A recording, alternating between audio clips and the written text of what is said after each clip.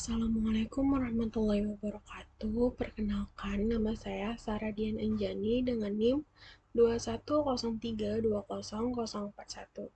Pada kesempatan kali ini, saya akan menjelaskan tentang pengenalan kepemimpinan dalam agribisnis. Baik, yang pertama ada pengertian dari kepemimpinan.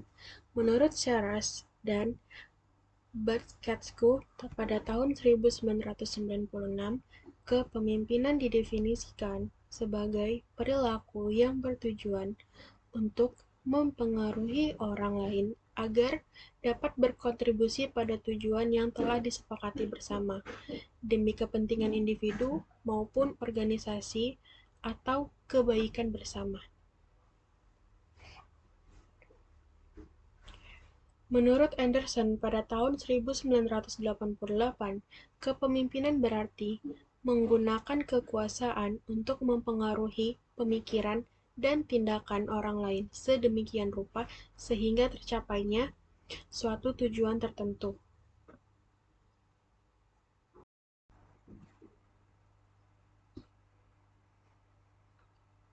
Baik, selanjutnya itu ada tugas kepemimpinan. Tugas kepemimpinan dibagi dua. Yang pertama itu berkaitan dengan kerja, yang kedua itu berkaitan dengan kekompakan. Yang pertama berkaitan dengan kerja. Tugasnya itu pertama itu mengambil inisiatif. Yang kedua, mengatur langkah serta arah. Selanjutnya, memberikan informasi serta memberikan dukungan. Selanjutnya itu memberikan pemikiran dan yang terakhir mengambil suatu kesimpulan. Nah, sedangkan yang berkaitan dengan kekompakan anggota, tugasnya itu yang pertama mendorong, bersahabat, bersikap, dan menerima. Yang kedua, mengungkapkan perasaan. Yang ketiga, bersikap mendamaikan. Selanjutnya itu berkemampuan mengubah dan menyesuaikan pendapat, serta memperlancar pelaksanaan tugas dan memberikan aturan main.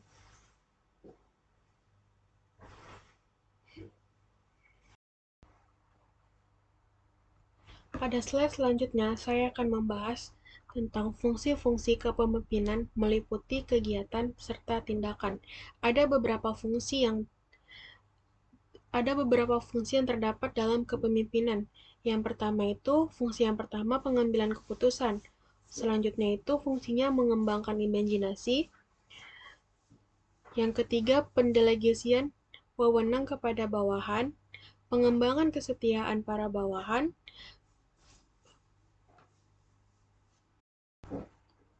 pemprakarsaan, penggiatan, dan pengendalian rencana-rencana, pemanfaatan sumber daya manusia dan sumber daya lainnya. Fungsi lainnya itu pelaksanaan keputusan dan pemberian dorongan kepada para pelaksana, pelaksanaan kontrol dan perbaikan kesalahan-kesalahan, pemberian tanda penghargaan kepada bawahan yang berprestasi, serta pertanggungjawaban dari atas semua tindakan-tindakan.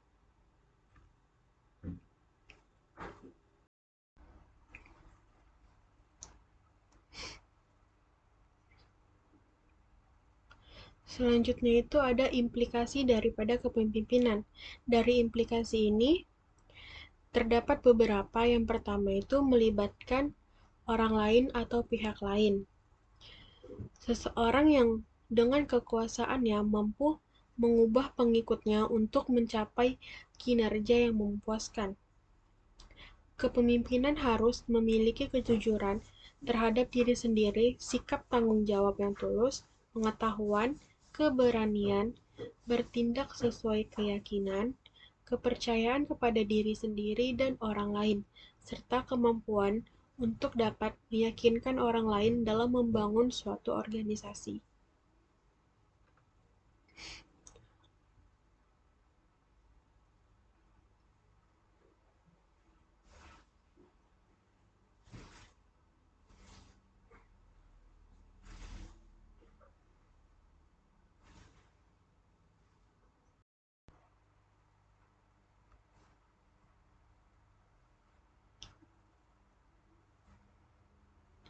Baik, selanjutnya, menurut Friend, dan Raven pada tahun 1968, sumber dari kekuasaan yang dimiliki oleh pemimpin terbagi atas 5 sumber. Yang pertama ada reward sumber, yang kedua ada coercive power, yang ketiga ada legitimate power, yang keempat ada referent power, dan yang kelima ada expert power.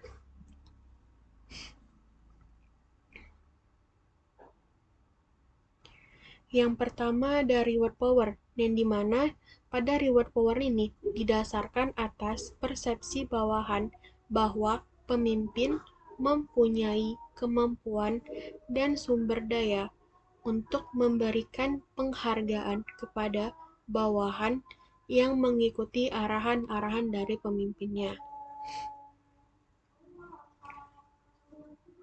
Yang kedua itu coercive power, di mana pada coercive power ini didasarkan atas persepsi bawahan bahwa pemimpin mempunyai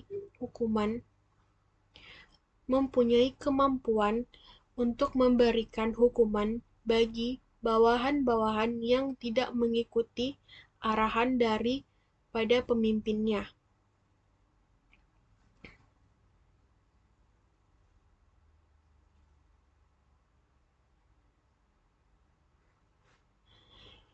Yang ketiga itu ada legitimate power, di mana pada legitimate power ini didasarkan atas persepsi bawahan bahwa pemimpin itu mempunyai hak untuk menggunakan pengaruh dan otoritas yang dimiliki oleh para pemimpin tersebut.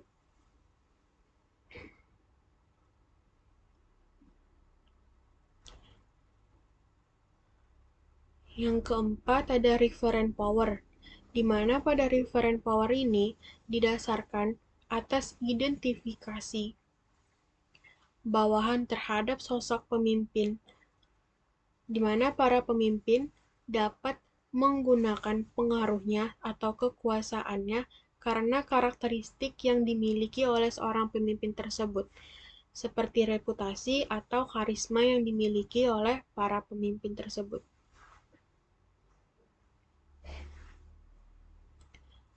Yang kelima itu expert power, di mana pada expert power ini didasarkan atas persepsi bawahan bahwa pemimpin adalah seorang yang memiliki kompetensi serta mempunyai keahlian dalam bidangnya.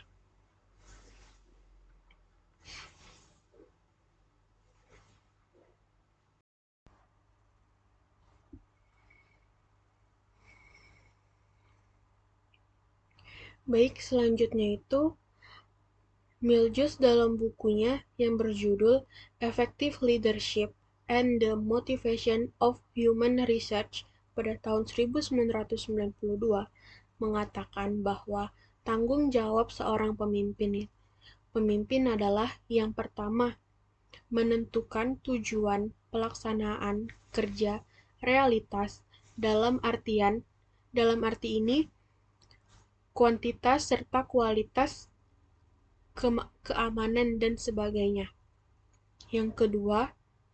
Tanggung jawab yang kedua, melengkapi para karyawan dengan sumber-sumber dana yang diperlukan untuk menjalankan tugasnya. Tanggung jawab yang ketiga itu mengkomunikasikan pada karyawan tentang apa yang diharapkan daripada mereka. Tanggung jawab yang keempat, memberikan susunan hadiah yang sepadan untuk mendorong prestasi dari bawahan. Hadiah atau reward ini diberikan oleh seorang pemimpin untuk mendorong kepada karyawannya agar mampu bekerja lebih giat lagi.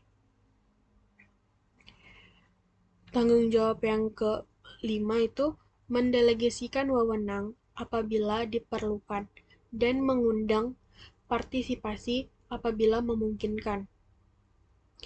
Tanggung jawab yang keenam, menghilangkan hambatan untuk pelaksanaan.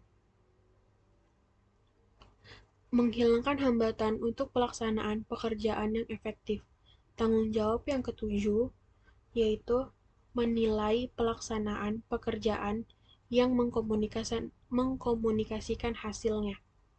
Serta tanggung jawab pemimpin yang terakhir itu adalah menunjukkan perhatian pada karyawan, di mana pemimpin tidak boleh acuh atau tidak boleh bersikap tidak peduli kepada para bawahannya.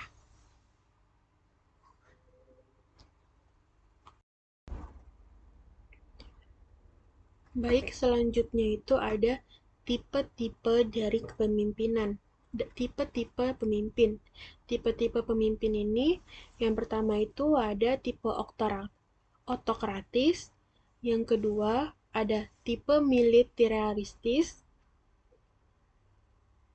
yang ketiga ada tipe paternalistis, yang keempat ada tipe karismatis, serta yang terakhir itu ada tipe demokratis.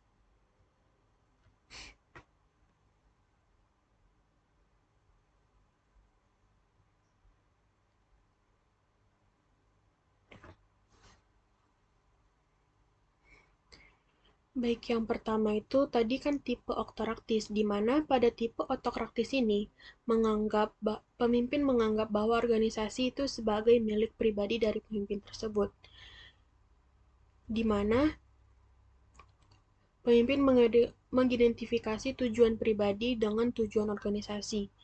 Pemimpin menganggap bawahan sebagai alat semata-mata, tidak mau menerima kritik, saran, serta pendapat dari bawahan.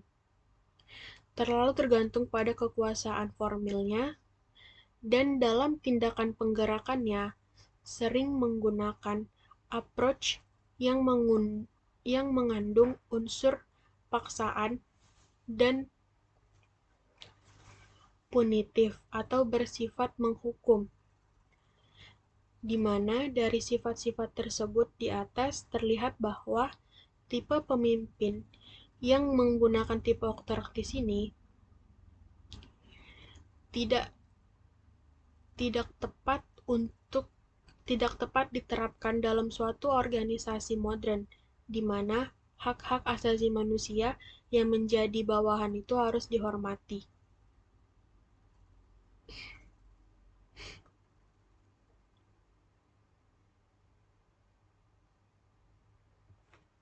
Baik, tipe pemimpin yang kedua yaitu tipe militeristis, di mana pada tipe militeristis berbeda dengan seorang pemimpin organisasi militer. Pemimpin yang bertipe militeristis ini bersifat, yang pertama sifatnya itu dalam menggerakkan bawahan lebih sering menggunakan sistem perintah. Dan sifat yang kedua dalam tipe militeristis ini dalam menggerakkan bawahannya itu senang bergantung pada pangkat serta jabatan yang dimiliki oleh seorang pemimpin. Pemimpin yang memiliki tipe kepemimpinan militeristis ini senang pada formalitas yang berlebih-lebihan, menuntut disiplin yang tinggi dan terkesan kaku kepada para bawahan. Pemimpin yang memiliki tipe militeristis sukar menerima kritik serta saran daripada bawahannya. Dan sifat terakhir yang dimiliki oleh tipe pemimpin militeristis ini menggemari upacara-upacara untuk berbagai keadaan. Terlihat pula dari sifat-sifat tersebut bahwa seorang pemimpin yang militeristis bukanlah seorang pemimpin yang ideal.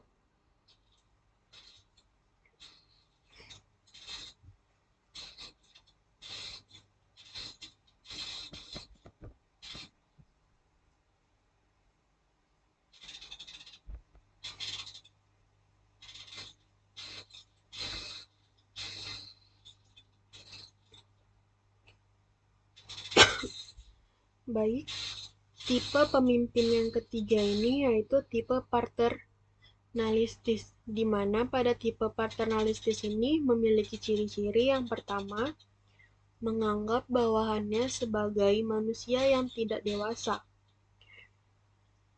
Yang kedua, bersikap terlalu melindungi atau overprotective. Yang ketiga, jarang memberikan kesempatan kepada para bawahannya untuk mengambil keputusan, di mana keputusan itu hanya dimiliki oleh seorang pemimpin. Ciri yang keempat adalah jarang memberikan kesempatan kepada para bawahannya untuk mengambil inisiatif. Ciri yang kelima yaitu jarang memberikan kesempatan kepada para bawahannya untuk mengembangkan daya kreasi serta fantasinya. Ciri tipe pemimpin yang memiliki tipe paternalistis yang terakhir itu di mana pemimpinnya ini sering bersikap maha tahu. Pemimpinnya ini bersikap maha tahu itu maksudnya pemimpin tersebut seolah-olah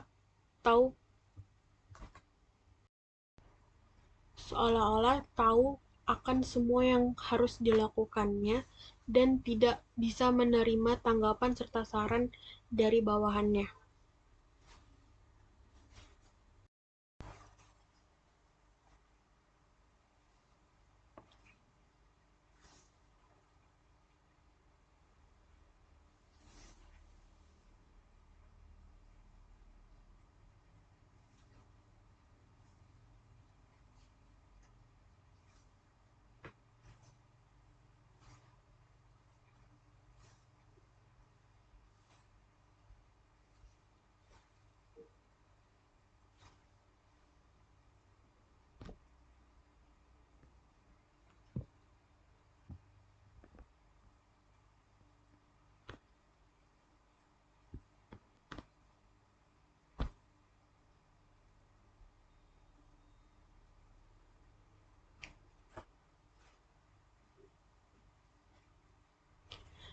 Baik, tipe pemimpin yang keempat itu ada tipe karismatif, di mana pada tipe karismatis ini yang perlu diketahui ialah bahwa pemimpin yang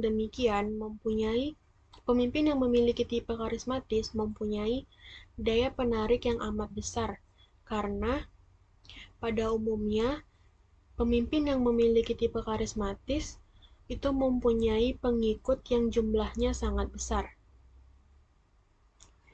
Meskipun para pengikut itu sering pula tidak menjelaskan mengapa mereka menjadi pengikut daripada pemimpin tersebut.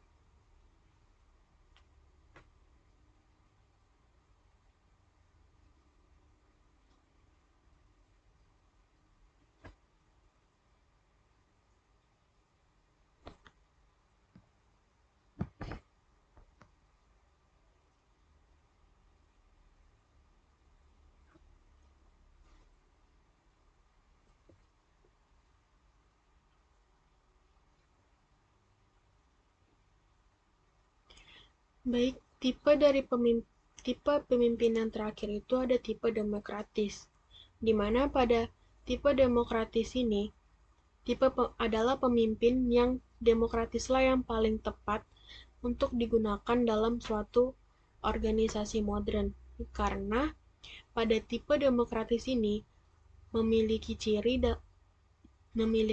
yang pertama itu dalam proses penggerakan bawahan, pemimpin demokratis selalu bertitik tolak dari pendapat bahwa manusia itu adalah makhluk yang termulia di dunia. Ciri yang kedua dari tipe pemimpin yang memiliki tipe demokratis yaitu pemimpin selalu berusaha mensinkronisasikan kepentingan dan tujuan organisasi dengan kepentingan dan tujuan pribadi dari bawahannya. Ciri yang ketiga, pemimpin ini senang menerima saran serta pendapat dan bahkan kritik dari para bawahannya. Ciri yang keempat yang dimiliki oleh pemimpin yang dengan tipe demokratis, yaitu pemimpin selalu berusaha mengutamakan kerjasama dalam tim atau teamwork untuk mencapai tujuan organisasi. Ciri yang kelima, yaitu pemimpin dengan ikhlas memberikan kebebasan yang seluas-luasnya kepada para bawahannya untuk berbuat kesalahan yang kemudian dibandingkan dan diperbaiki oleh pemimpin tersebut agar bawahan tersebut tidak lagi membuat kesalahan yang sama dan akan lebih berani untuk membuat kesalahan yang lain.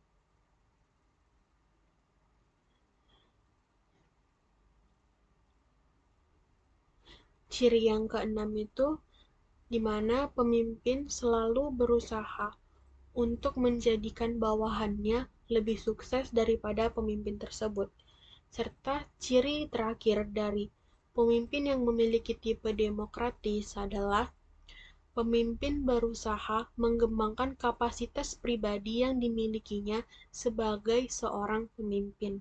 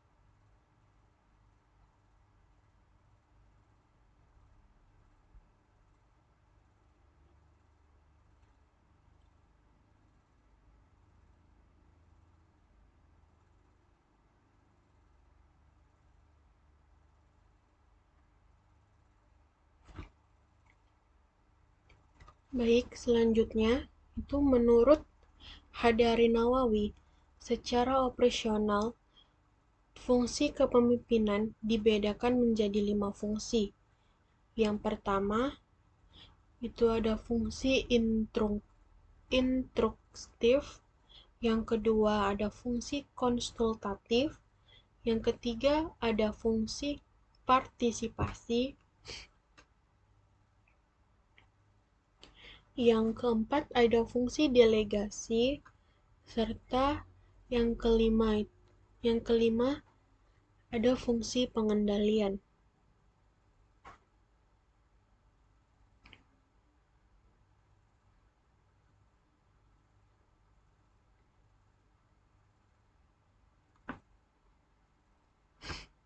Baik, fungsi yang pertama dari kepemimpinan menurut Nawawi, yaitu fungsi instruktif, di mana pemimpin berfungsi sebagai komunikator yang menentukan apa,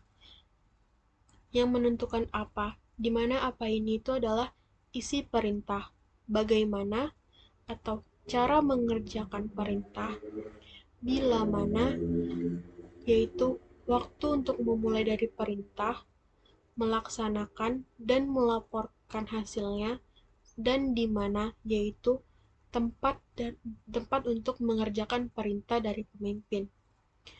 Di mana fungsi instruktif ini tujuannya itu agar keputusan dapat diwujudkan secara efektif, sehingga fungsi orang yang dipimpin hanyalah melaksanakan perintah dari seorang pemimpin.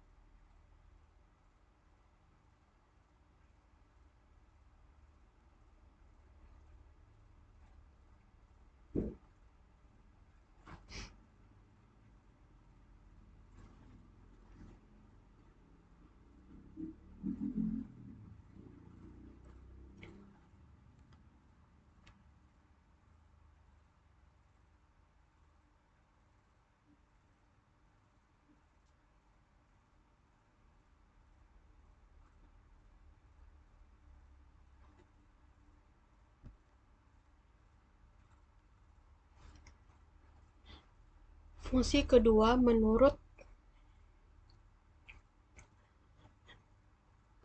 Hadari Nawawi, yaitu fungsi konsultatif, di mana pada fungsi konsultatif ini, pemimpin dapat menggunakan fungsi konsultatif sebagai komunikasi dua arah, di mana hal tersebut digunakan manakala pemimpin dalam usaha menetapkan keputusan yang memerlukan bahan pertimbangan dan berkonsultasi dengan orang-orang yang dipimpinnya. Penjelasan dari fungsi konsultatif ini yaitu pemimpin secara sadar meminta saran serta pendapat untuk menyelesaikan suatu permasalahan dari bawahannya untuk menentukan jalan keluar dari suatu masalah tersebut.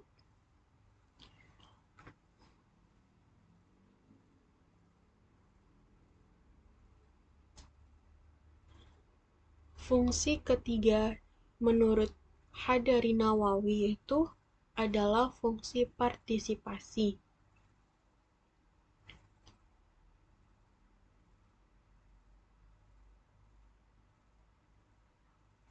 di mana dalam fungsi partisipasi ini pemimpin dalam menjalankan fungsinya berusaha mengaktifkan orang-orang yang dipimpinnya baik dalam pengambilan keputusan maupun melaksanakannya. Penjelasannya, pemimpin secara sadar menggunakan para bawahannya untuk bekerja sama dalam menyelesaikan tugas. Dan setiap anggota kelompok memperoleh kesempatan yang sama untuk berpartisipasi baik dalam memberikan saran, pendapat, maupun kritik dalam melaksanakan kegiatan yang dijabarkan dari tugas-tugas pokok yang telah diberikan oleh seorang pemimpin, di mana tugas-tugas tersebut itu sesuai dengan porsi masing-masing dari bawahan, tidak melebihi dan tidak mengurangi.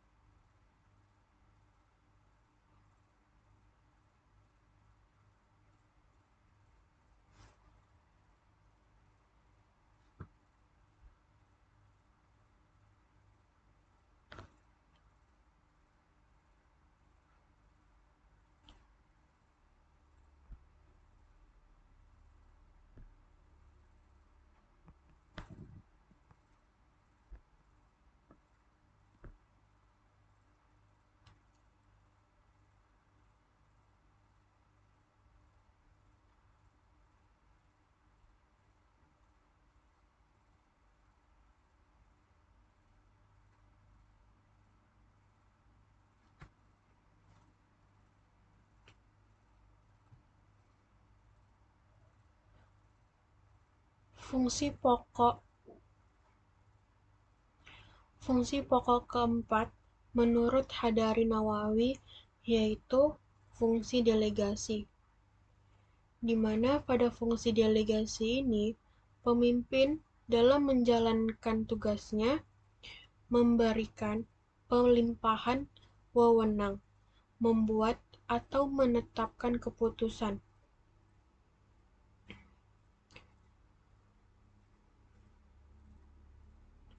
Fungsi delegasi sebenarnya adalah kepercayaan seorang pemimpin kepada orang yang diberi kepercayaan untuk pelimpahan wewenang dalam untuk pelimpahan wewenang dengan melaksanakannya secara bertanggung jawab. Fungsi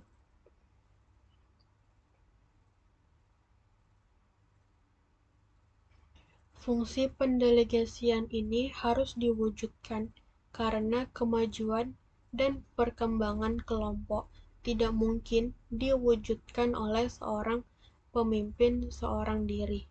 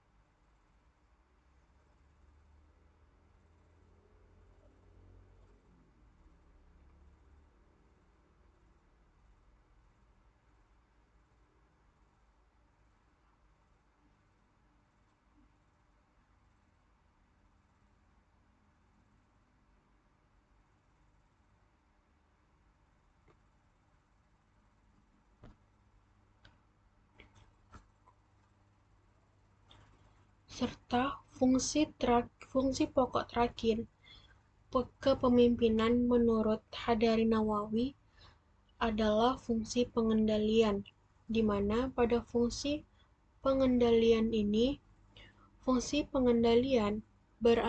berasumsi bahwa kepemimpinan yang efektif harus mampu mengatur aktivitas dari anggotanya secara terarah dan dalam koordinasi yang efektif. Sehingga dari aktivitas yang terarah tersebut dan efektif tersebut dapat memungkinkan terjadinya tujuan bersama secara maksimal.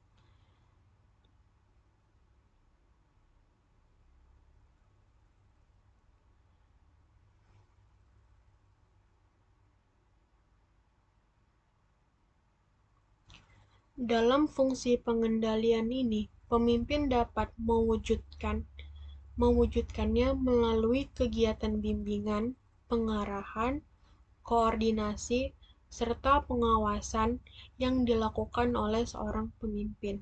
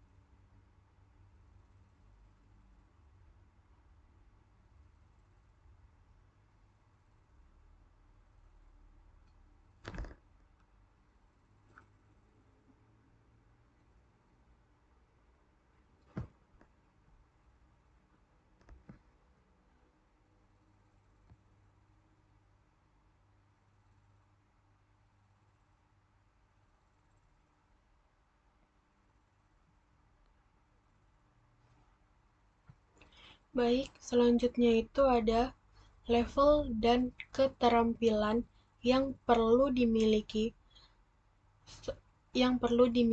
dari kepemimpinan. Terbagi atas 3 level. Yang pertama itu level top leader atau top management. Level yang kedua itu level middle leader atau middle management. Serta level yang ketiga itu adalah lower lower leader atau lower management.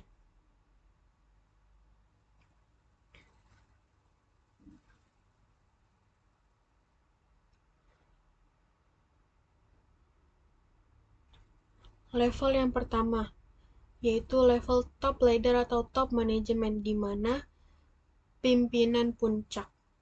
Di mana pada level top leader ini adalah pimpinan puncak. Misalnya itu seperti direktur utama seperti direktur utama, di mana pada level top leader ini pemimpin melaksanakan tugas yang bersifat konseptual, yaitu melakukan perencanaan yang akan dilakukan oleh seluruh anggota yang dipimpinnya.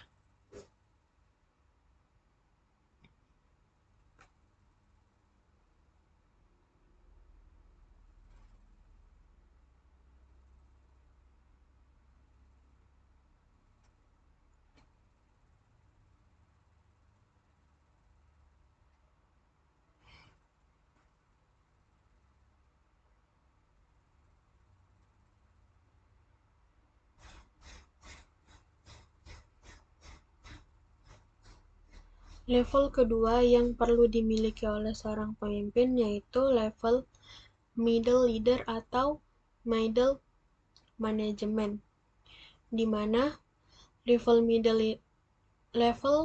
leader ini adalah level golongan menengah, seperti contohnya itu staf produksi, manajer keuangan ataupun manajer admin.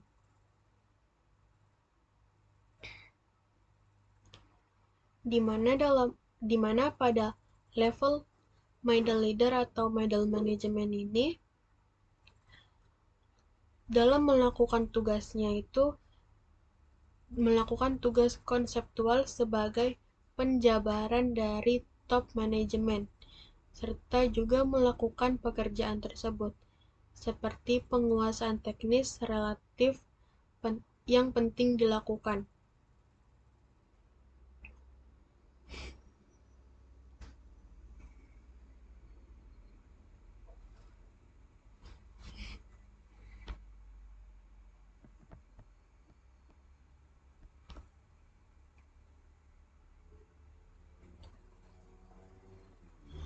Selanjutnya itu level ketiga, level lower leader atau lower management, di mana level lower leader ini digolongkan sebagai golongan bawah. Misalnya itu seorang supervisor, mandor, dan pelaksana teknis, di mana pada tugasnya itu harus menguasai teknis, sedangkan tugas konseptual tidak dianggap begitu penting oleh seorang supervisor ataupun mandor.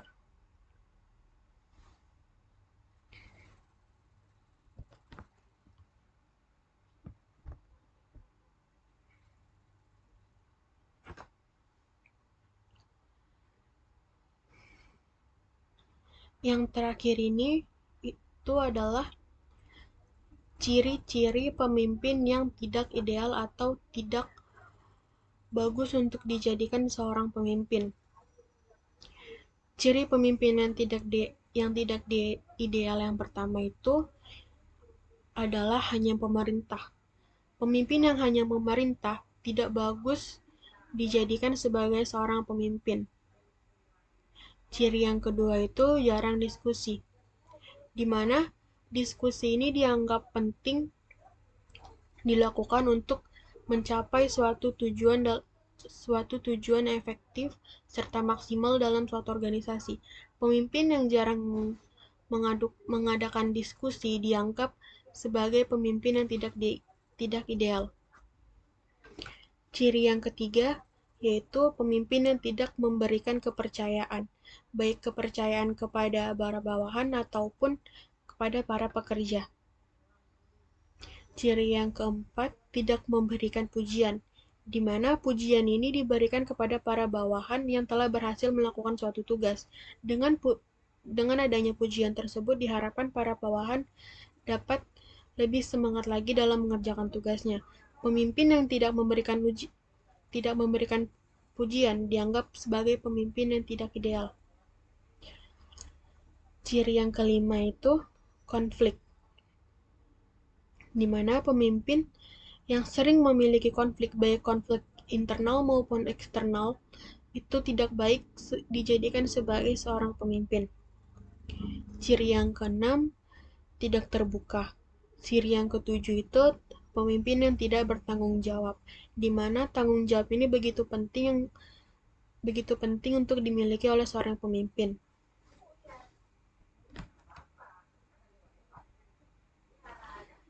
Ciri yang kedelapan itu pemimpin yang tidak memiliki visi dan tidak bisa menjalankan tim. Pemimpin yang tidak memiliki visi itu digambarkan seperti pemimpin yang tidak memiliki tujuan.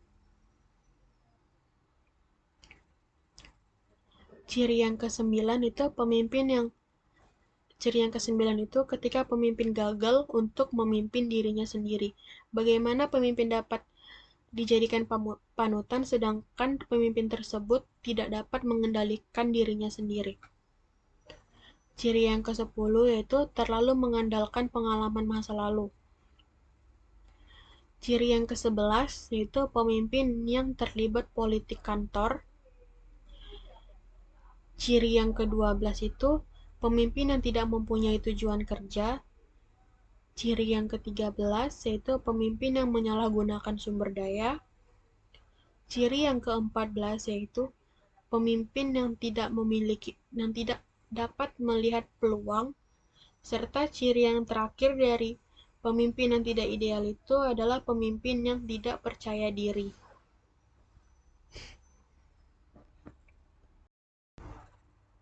Baik, sekian penjelasan dari saya mengenai